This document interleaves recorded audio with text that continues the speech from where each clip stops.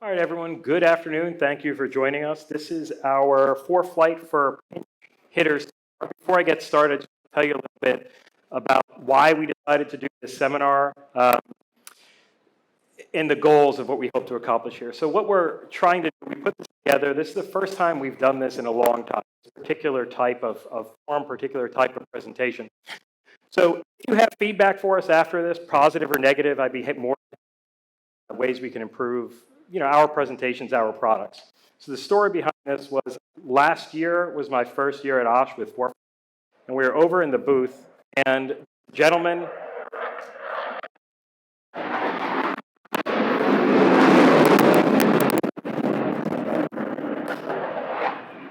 there's a gentleman who is in the booth with, I assume, with his spouse. And he was asking us very detailed questions about ForeFlight, very interested in the product, very experienced, very knowledgeable pilot. And the person who was with him, who again, I will assume was his spouse, stood there next to him the whole time. We asked her, do you have any questions? I could talk about anything. And she was very polite, like, no, thank you, no, thank you. And we saw her read one of our brochures. Then we saw her read the second brochure, then the third brochure, and then she went back to the first brochure. One of my colleagues was standing next to me, and he said, that woman is the most bored I've ever seen in their life. So I felt bad for that woman, and I was like, we should do something designed for those individuals. So the scope of this, the purpose of this, is for those people who might sit in the right seat, may fly frequently, maybe they're pilots, but they're rusty, they don't fly regularly, and really just to help them get comfortable with using ForeFlight, maybe leverage ForeFlight a little bit so that when their spouses, their friends, their roommates, their brother, their sister, whomever, is in that left seat and they're flying, the person in the right seat, maybe in the back seat, can do a little more than just read something on the Kindle. So that's the idea behind this. So again, if you have positive or negative feedback for us, I'd be glad to hear it. I just wanted to talk about what it is I plan on talking about for the next 45 minutes. So my name is Jeremy Lippard. I am a member of the customer education team at ForeFlight. And presentations like this. If you've watched any of the webinars we have online, you may have heard my voice or Thomas's voice. There's a third member of our team who is here right now.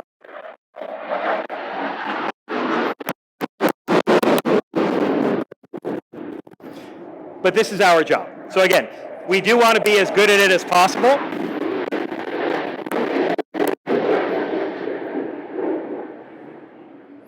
So all that out of the way, this is my agenda for the next 45 minutes or so.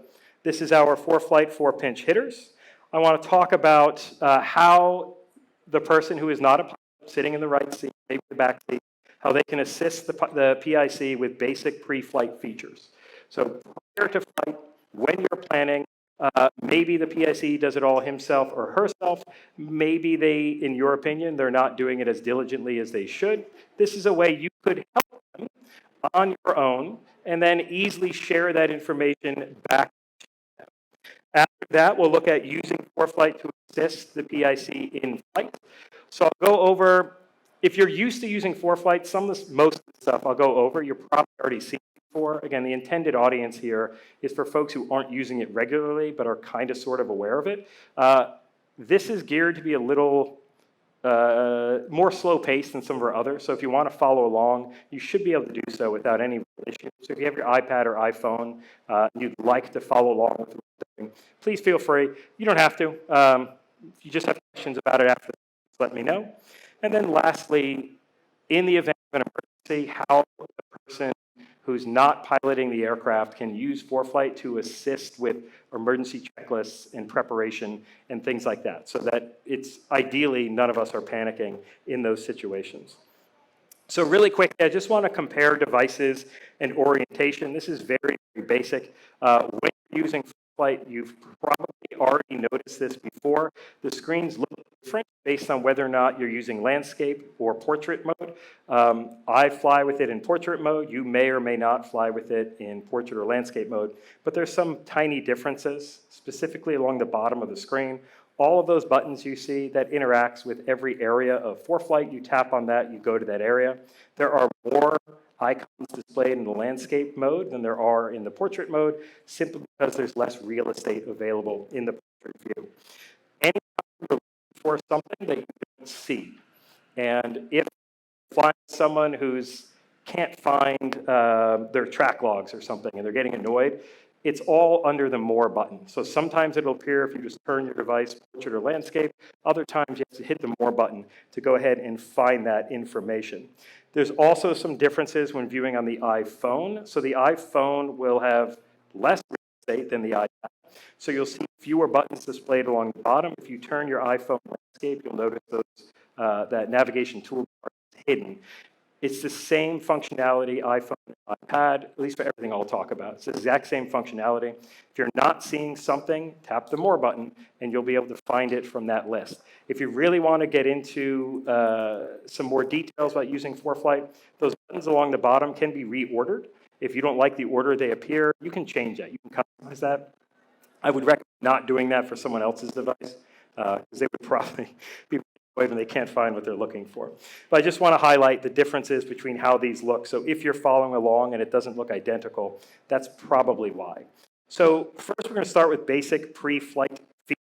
I want to talk about using checklists. So this is something that is done before, ideally, is done before every flight. This is something anyone other than the PIC can participate in. We can use ForeFlight to hopefully make that process even quicker. How many of you are still using paper checklists? Anybody? Okay, a handful. If you haven't used the checklist feature in ForeFlight, I'm going to introduce you to that.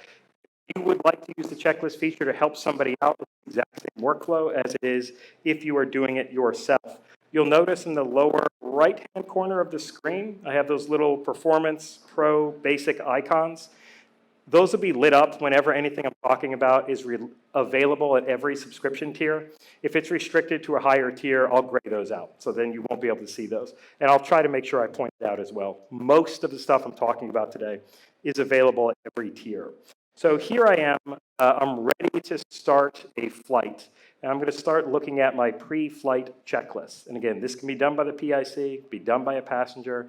Anyone can do this. I just want to point out, you'll see on your screen, there's a little tap animation. We've had feedback in the past that sometimes people get confused at what part of the app we're talking about in these static displays. So we had our graphic design team whip up that little animation. So where I'm talking about, that's what it is. So if you go ahead and tap on the checklist, and this is a good point to mention, if you don't see the checklist in the bottom of your screen, on more, scroll down, you'll find checklist. So I've gone ahead and I've opened up my checklist. The left-hand side of my screen, I can see all the checklists I have available. So you can see I have a demo Cessna, I have a Tomahawk, I have an Archer, and then I have some individual checklists as well. So I have an EFB brief, a safety pre-flight brief. That's a custom one I made. Since I've made this, I made an additional custom checklist, and I'll talk about that in a little bit. I have a checklist that's literally just called Before Leaving House, and I open it up before I leave the house. It's check the backup battery, check the radio, make sure my ForeFlight settings are correct. Everything that if I leave is going to be really annoying to square away. I even have like check flashlight, all that stuff. So you can make custom checklists that are related to or unrelated to the actual your actual flight. So I'm going to go through and just add in a checklist. And this is probably useful for those who aren't using ForeFlight checklist yet. If you hit the plus sign, this is where you can create your own additional checklists. So we have a template selector here. This will include most common GA aircraft. If you don't see yours here, you will have to create a custom template that's a little more involved, but it's not overly complex. But you can use that filter to search for your specific aircraft type, or if you see your specific aircraft type, just go ahead and tap on it on the radial button to the right. When we talk about weight and balance and performance profiles, this is something we mentioned too. If there's something that's really close to your aircraft, just use that one and then make the changes. So if you don't see your specific aircraft, but there's something very close, just select that, and then you can go through, check it against your POH, and make any changes as needed. So once you've added your aircraft, we can go ahead and start looking at our pre-flight checklist. So these are added up. In this case, I'm looking at my C-172. I'm going to open up that checklist.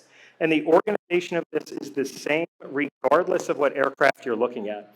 On the left-hand side, these are all the checklists available for this. I have pre-flight, before starting engine, et cetera, et cetera, et cetera. So that's going to be on the left-hand side of my screen.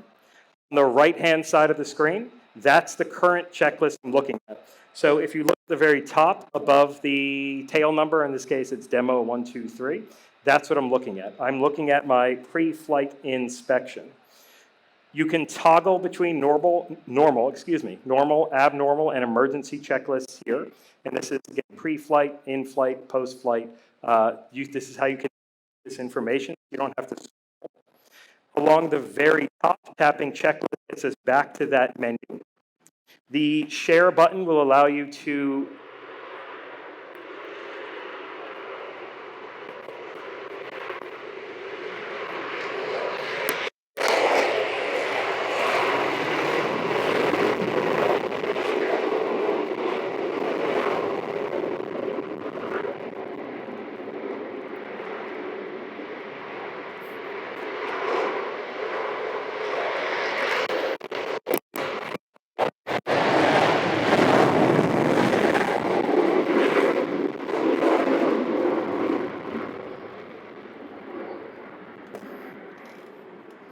It's a little loud.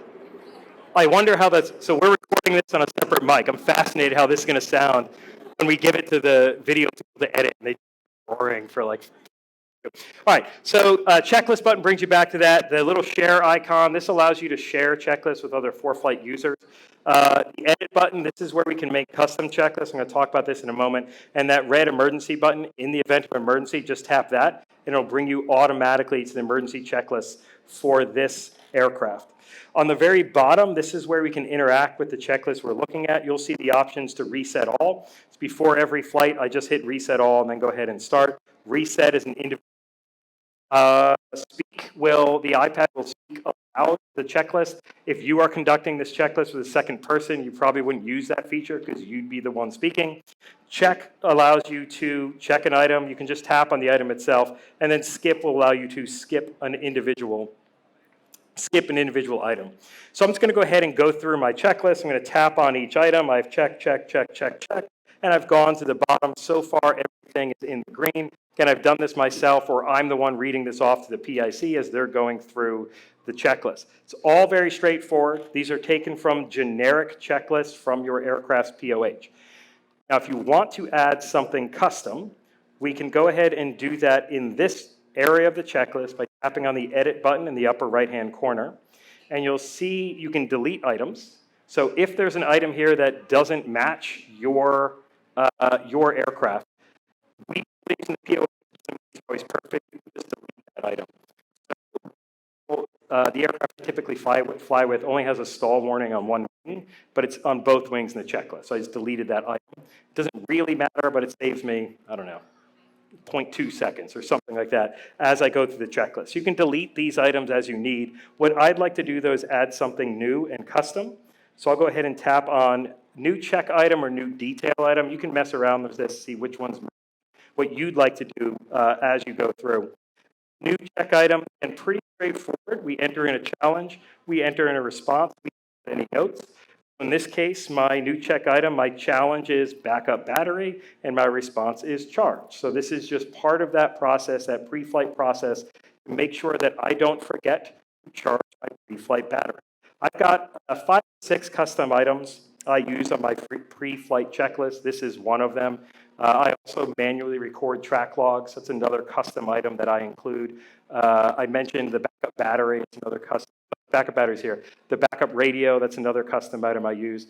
If you want to just make sure you don't forget your sunglasses, you can just put that in the checklist and you'll have that available. Once you hit save, this will be added to your checklist and it'll appear the exact same way as any other item. There's no distinction. If you look at the very bottom, we can see the last item there, backup battery.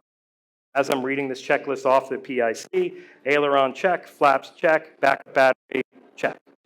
This is how you can start to customize this to make this a little more specific to the way you're flying and the way your your aircraft is.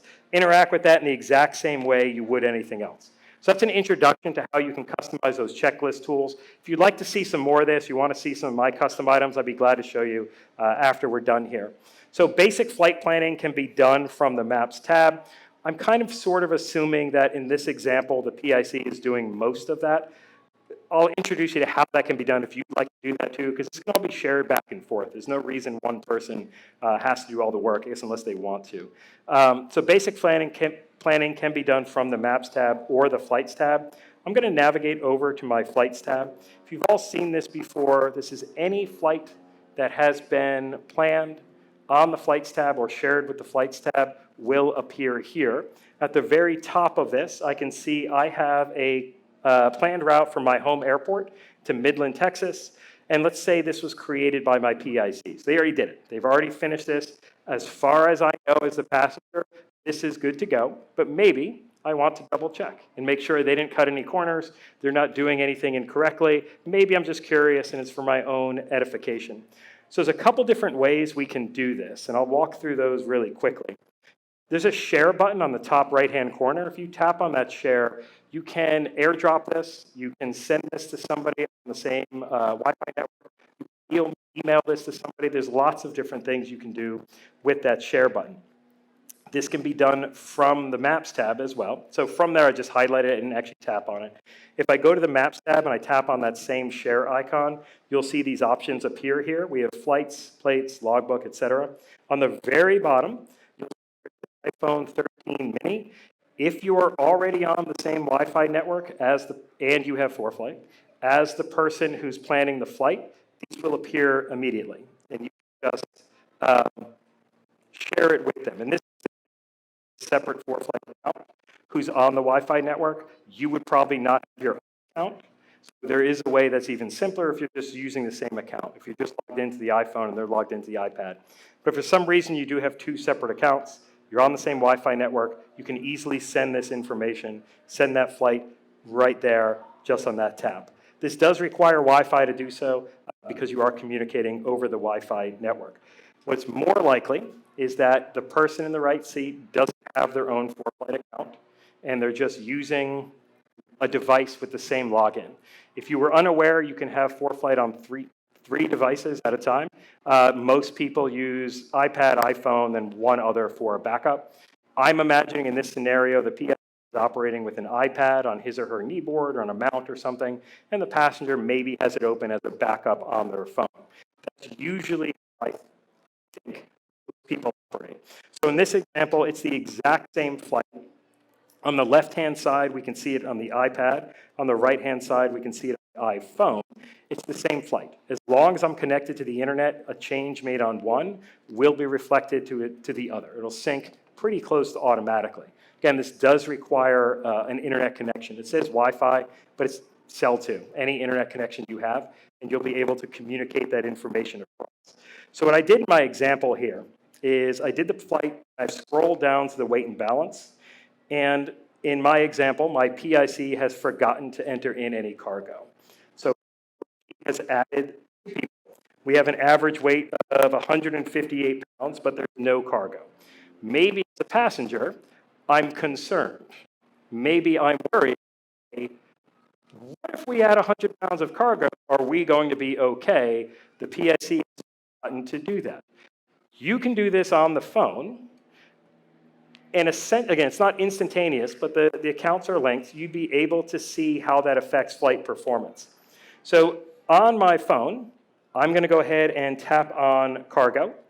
And I'm just going to assume that it wasn't negligence or anything. It's just an honest mistake. The PIC just got with us. I'm going to add 50 pounds of cargo just to make sure our weight and balance is closer to accurate for our flight today. In this case, it's not that much cargo, but if we were carrying, I don't know, a weight set or something, maybe it would be significantly more cargo. But I'm going to go ahead and do that, and then, again, relatively instantaneously, that will sync across devices, and the PIC will be able to see that on his or her iPad.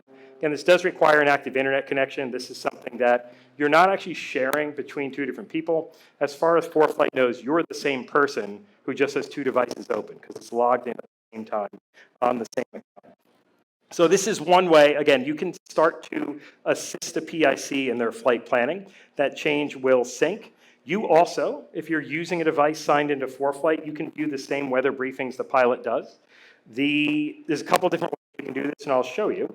We have our same flight plan here. I've switched back to the iPad just because it's easier to see. Again, if you were doing this on an iPhone, exact same functionality. Wi-Fi is required for this. I can tap on briefing. I can view the official FAA weather briefing that's being produced for this flight. Access this, if you are familiar with aviation weather, you can just look through this, get a good idea of what the weather is going to be like en route. There's a timestamp at the bottom there that shows when this briefing was generated. So this is what the PIC is looking at. Again, if you're comfortable with aviation weather and you want to see what he or she is reading, just use the briefing. It's the same thing they will see on their device. We can scroll down, we'll see all the information. One of the things I want to highlight on here is we have all our comms here.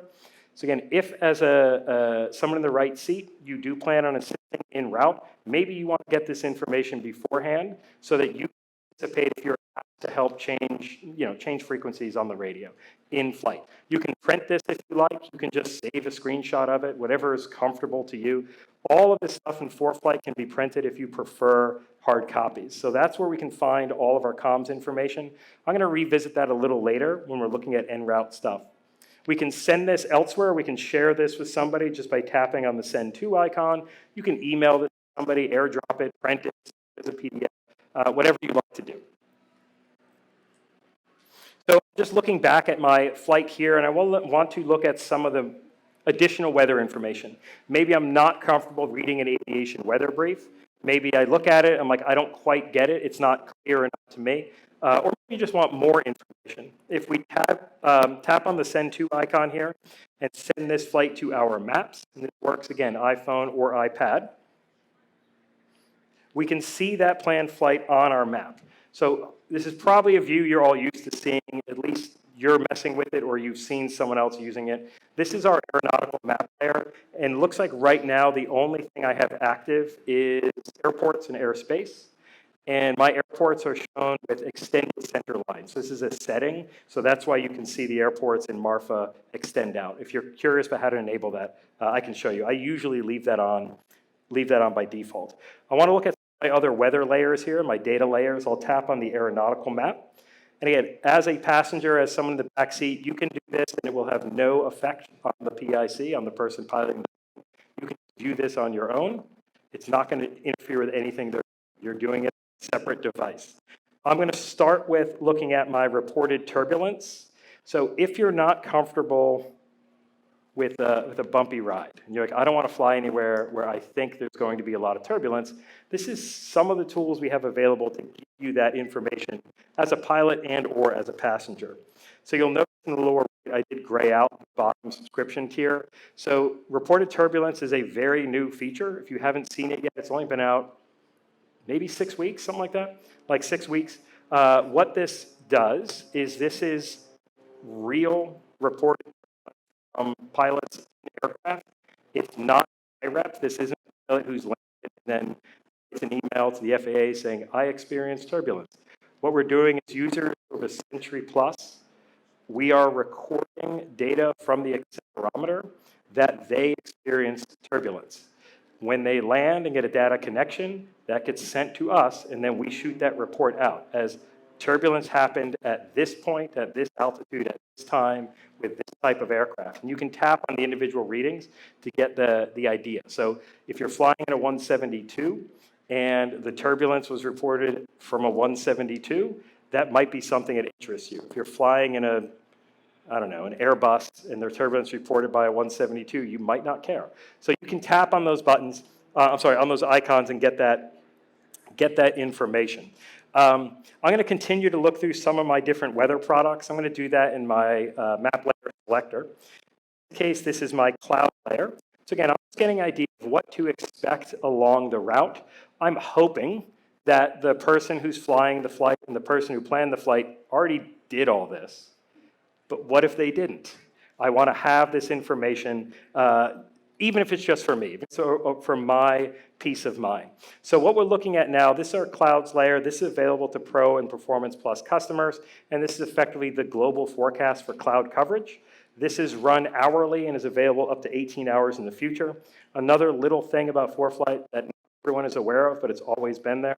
Any map layer you're looking at that has data or weather, in the upper left-hand corner, you'll see time. That's when that data is from. So if you're curious when this forecast was generated, this was generated at 0700, 0700 on Tuesday, June 11th, when I took the screenshot. So if you're curious if what you're looking at is old, there's always a timestamp in the upper left-hand corner. We color code it too, so it decays from white to yellow to red as it gets older. So I'm going to continue to look at some of my layers. In this example, I've enabled my TFR. So again, I'm assuming I have faith that my pilot already did this, and he or she is not going to violate any restricted areas. But I want to make sure, because I don't want to get yelled at by ATC or the FAA or anything. So I've enabled my TFR layer, and I've zoomed in, and it looks like that plan is going directly to TFR. There's a gentleman who came to the booth the other day who told me he flew right through a TFR because he didn't enable the layer, and he was not happy about it. But in this instance, as a passenger or as the pilot, you can enable this layer, and we get an idea of, okay, we're going to violate this TFR. Maybe you want to tell the pilot, let them know. You may want to, adjust course before we go through here. You can, or the pilot can, just drag that around the TFR.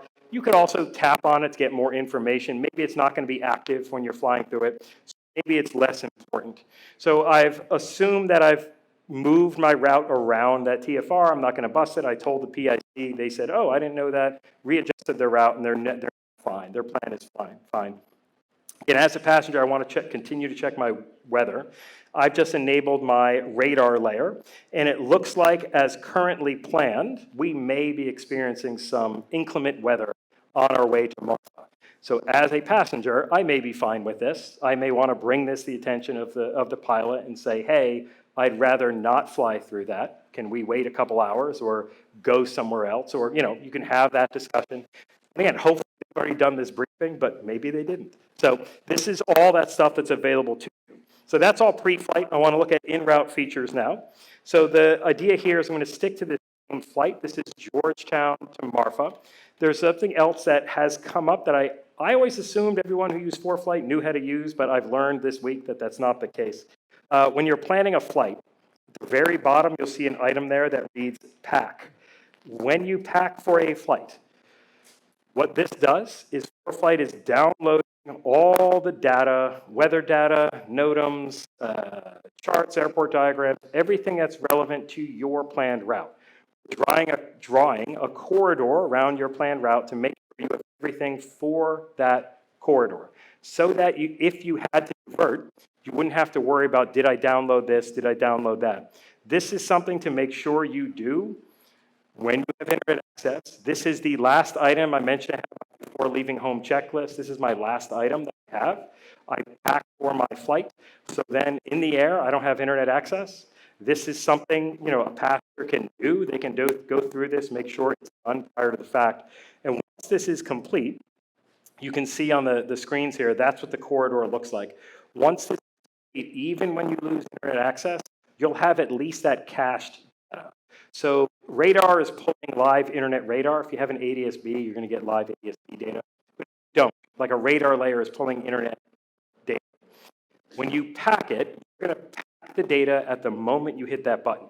It won't be current, but it'll be the most recent possible data for your route, for when you're flying. So you'll have, again, not live data, but something close and help with your situational awareness. And you can see some other information. There's fuel prices, NOTAMs, et cetera. I'll just go ahead and tap on that pack button. This can be done from the Maps tab as well. You'll see an icon that says all packed. If you do this too early prior to a flight, what will happen is you'll see an exclamation point asking you to pack again because that data is now old. This is kind of sort of what this would look like in the aircraft. So in this case, I packed winds data in the aircraft. So as I was flying, and flight category data. As I was flying along, if you look outside where the winds data is shown, there's those slashes. That means I have no data for that. This is what it would look like in an aircraft, because I don't have internet data. I can't pull the wind speed data live, but I packed some of it, and I packed it for that area. This is what it looks like when you're in the aircraft. So this is something it's not required, but we always recommend people do. I would recommend adding it to a pre-flight checklist to make sure it's done. We did have a gentleman come to the booth just yesterday who was telling me that mid-flight from California to Wisconsin, he lost all of his sectionals and was upset with us. And then it turned out he didn't pack or load them. So once he lost internet, anything he didn't have was gone. So make sure, one button, just pack before you leave the house. The size of the document will vary. If it's your first time flying somewhere new, it may be larger, but just do it before you leave the house when you still have internet. So in this example, I'm en route. I have ADS-B in. So this is something like a Sentry or a Stratus. Different avionics can do this. I'm getting ADS-B in data, and I see live radar. So maybe, again, I'm in the passenger seat. I'm flying along. I know we're going into Mars. Tell the pilot, like, I'm not comfortable landing there. Like, that doesn't look good to me. I'd rather avoid it. Again, maybe they already know. Hopefully they already know, but you can give them a heads up. So there's a lot of different things you can do here as a passenger or the pilot can do. We can say, okay, you know what? Maybe the pilot says, okay, you know what? You're right.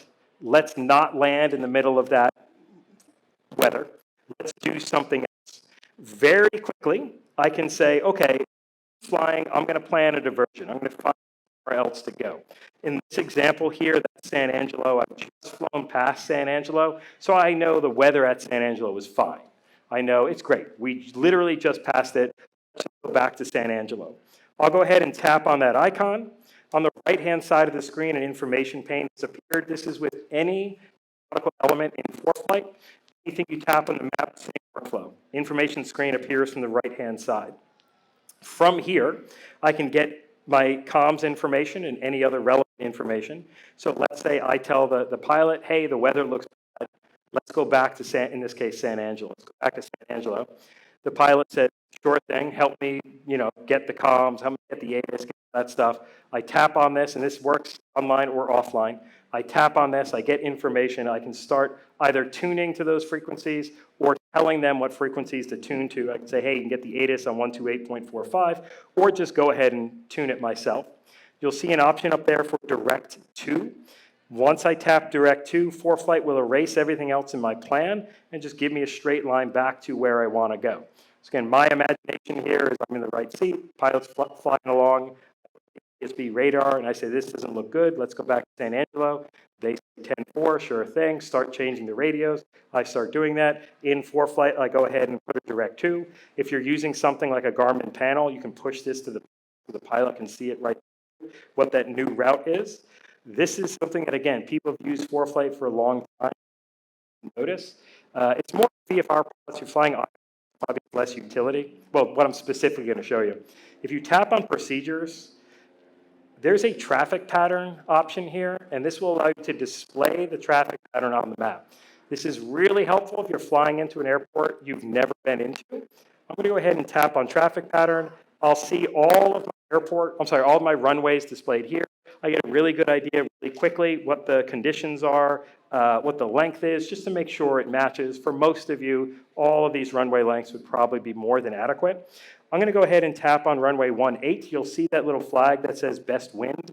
That's because I'm connected to ADS-B I'm getting weather, and I know that's the ideal wind. So I can tell the PIC, we're going into runway 18. That's the best wind. You can set the traffic pattern.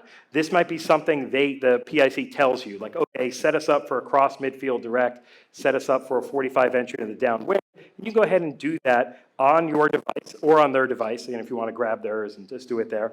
Once we hit add to route, that traffic pattern is now included in a route. If we're sharing to a Garmin panel, this would be included there. If you're just flying off the iPad, you get an idea. I just zoomed in. If you're flying off the iPad, this is what it looks like. So that pilot can just basically follow along, make sure they're matching up. The traffic pattern altitude is displayed there as well. So it looks like into San Angelo, it's 2919 is our traffic pattern altitude. And this took a couple, this would be 30 seconds, maybe of actual time spent to do this. So now I'm flying along. Some of the other things I can enable, I can turn on traffic. So if I'm receiving ADS-B in information via Sentry, Stratus, a Garmin, something like that, you'll receive live traffic. So maybe the pilot goes, I know what's out there, I want to see. I'll turn on traffic. And it looks like my example here, none of this is going to matter to me. These are all way higher than I'm flying. I don't need to really worry about this. There's a new feature in ForeFlight. Maybe you've seen it, maybe you haven't. Depends on how you're flying. We do give traffic alerts. So if there is somebody, and you're receiving traffic, and there's somebody who is, I believe it's 500 feet above or below you. I don't remember the vector degrees-wise, but you'll pop up alert saying, hey, there's traffic here. But just enabling the traffic layer might be enough. I can see this looks fine. You know, I'm fine with this. There's nothing I need to worry about. I'll start turning towards San Angelo, turning towards that direction. Maybe I want some more information. Maybe I decide, hey, let's stop for gas while we're there. I'll tap on my airport again. Information pane slides in from the right-hand side. I can see all my airport weather right there. If I tap on FBOs, I can see if it's reported. Not all airfields report their gas prices. If it's reported, I can see the fuel prices. I can let the PSC know, say, hey, it's going to be whatever price. Maybe we'll fuel up, maybe we won't. There's some more stuff we can do here. I'm going to scroll down on my FBOs. And this is some airports will have more, some will have others. This is every FBO listed at San Angelo. Let's say based on that weather, based on your diversion, you know we're going to be here a little while. Let's see if we can have something to eat. There is a grill on the airfield. I can see it's Mathis Grill right there. I'm going to go ahead and tap on that. And from here, you can see what the phone number is. You can read comments. This place is any good or not. You can go ahead and call, see if they need to make you don't need to make a reservation. Let's say you go ahead and call. You can make a reservation. All that stuff is here, can be done while the pilot is flying into that approach. So I'm running out of time a little bit, so I may not be able to finish this, so I'm going to go a bit more quickly. So I want you to imagine we're flying. In this case, I'm flying from State College, Pennsylvania, into where am I at? Northwest New Jersey. I'm flying from PA into Northwest New Jersey. Everything is fine. Everything is hunky-dory. Unfortunately, some sort of emergency is going to befall me at any moment. So as I'm flying along, there's a couple things I want to do. I'm imagining I'm doing this in flight. This is something I do pre-flight. It's part of my custom checklist. There are certain settings I prefer to have always enabled. Show what those are. I'm going to tap on settings, and it's this family. Own-ship distance rings, glide advisor, and track vector. The own-ship distance rings and the track vector can be farther customized, but basically you can see them on my screen here. Right now I'm showing a 25 nautical mile distance ring. So I can add KMPO is 25 miles away. That's what distance rings do. The glide advisor is a more dynamic tool. What the glide advisor will show is this takes into account your aircraft type, your current altitude, current speed, terrain, and winds aloft to display dynamically on the map what your glide range is, assuming in the event of engine failure, you pitch to the correct glide. So if you pitch to that glide, this is what your safe glide range is. So I would recommend always flying with that on. I can't imagine a reason to turn it off, but maybe, I don't know, maybe there's some reasons I haven't thought of. But that's what it looks at. You'll notice in the bottom right-hand corner, if configured correctly, you'll always see this is that glide speed. So again, in the case of an emergency, say the propeller blows off or something, and the pilot is kind of panicking, you could look down and say, it's 74, pitch for 74 knots. So they should know. But if they didn't know, they could see right there what their ideal glide speed is. The track vector is another situational awareness tool. I think I have to zoom in so you can see this a little better. But what the track vector is, you'll see it when I say it. What the track vector is, it's going to show literally a line projected out of the nose of your aircraft. You can adjust the distance to that. So if you're pointing at the field and you dot is on the airfield, you know you're 5 miles away. So the track vector is kind of an offset to the distance rings. All right, so some sort of emergency has happened in flight. Hopefully it's something simple, but the first thing we're going to do in our emergency is go ahead and navigate to our emergency checklist. I'm going to speed up a little bit, both to increase the tension and because I'm running out of time. So I'm going to go ahead and click on checklist. I told you along the top we have the options we can search through. I'm just going to go ahead and tap on emergency. I already did my pre-flight inspection here, so ForeFlight knows what aircraft I'm looking at. I'm going to go ahead and tap on emergency. There's my emergency checklist for my demo 1, 2, 3 aircraft. In this example, I am assuming it's an engine failure during flight. I'll go ahead and tap on that, and I can just start reading this aloud to the PIC so that they don't need to do anything else other than pilot the aircraft, other than try to get you safely on the ground. I'll go ahead and start reading these aloud. I'll tap on them. We'll go through that. So now imagining we've gone through that checklist. Checklist is complete. We need to start making preparations for emergency landing. I've gone ahead and zoomed in. You can see the track vector right off the nose of my icon there. There's my glide range. The pilot or the passenger should be able to quickly look at this and see which airports are within glide range. In this circumstance, I'm going to assume you still go for the one that looks closest. I'm not going to try to glide to the ones on the very edge. So you're probably not going to the ones on the outer edge of my glide range. In this example, I'm going to assume that I'm going to the airport that's right to the south of me. Some of the stuff I'm going to skip through really quick. But I'm going to go through that airport. I assume, hey, we're going to divert here. You can tell the pilot as a passenger, start turning south. Start turning south. I'll take care of everything else. There's an airport, based on my range rings, there's an airport 5 miles south. They can start making their turns. You can start looking up the information. You can make calls into that airport. We can do some of the other things I did earlier. I put on the traffic and see who's around. If I tap direct to, you probably wouldn't do per se, but I would tap direct to. My alert pops up, tells me what the AWOS is for that. I can push this to the panel if I want, but at this point, that's probably unnecessary. My pilot's going to start turning to the south. He or she now has some situational awareness about how far it's going to be. Again, if you wanted to, you could display a traffic pattern. Again, I'm assuming you wouldn't. They're going to just go straight into wherever they can get. As I'm flying along, they'll start to make those turns. I have my aircraft categories. My obstacle layers are enabled too. This looks fine. At this point, they've made that turn south. I've advised them what airport we're going to. I've advised them of my comms, what stations to start making calls on. If you wanted to, you could call out points to turn at, like, hey, at the river, turn right. At that tower, turn left, whatever. All that information is here. So I think I have 60 seconds left. So ways to learn more, you can find us online, foreflight.com/videos. There is a new Discover tab. This is where a lot of our education videos are found. Brand new feature. If you have any questions, hit us up at team@foreflight.com or visit us over in the booth. And that's my time. Thank you guys for coming out. If you have any questions, I'll be hanging out here for a little bit or come find us in the booth. Thank you.